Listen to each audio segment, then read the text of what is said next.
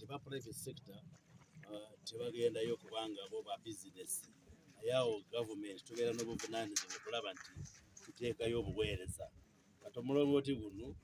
ffe aba gavumenti tukutane mu ssente ne tuguzimba okuyitira mu kitongole kyaffe ekya UCC kati tubadde n'aba contractor towako be bazimbye ate bamaze ate bakoze omulimu mulungi kati tuze wano okulaba nti tukutongoza kati abantu baffe wano Agago n'ebitundu ebiranye ekitundu kino bafune obuweereza kati ebyempulizigana bintu bikulu nnyo kubanga ennaku zino tukozesa ebyakalimagezi olaba nti twetaaga essimu tukozesa essimu eze mobile phone tukozesa rediyo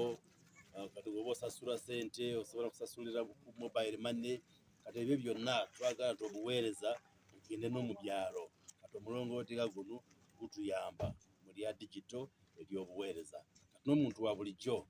nawe asobola okukozesa ebya tekinologiya kubanga oyinza kubeera wano n'osindika ssente n'osasula fees mu ssomero oba e Kampala oba e Acholi oba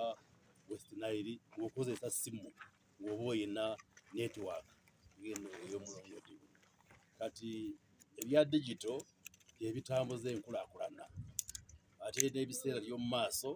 ffenna tujja kuba twetaaga ebya digital okubeerawo osobola kubeera wano Agago oba olina network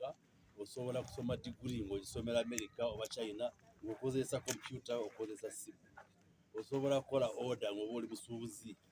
okole order y'ebintu bive China oba bive Europe oba America ng'okozesa computer okozesa ssimu awo yeetaaga obuweereza bw'emirongooti ng'eno y'ensonga lwaki tutwala emirongooti mu bitundu eby'ebyalo kati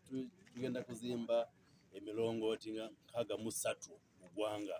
mu bitundu ebyawala bana ba bizinesi gye batagenda gavumenti etuleeta obuweereza etulaba nti abantu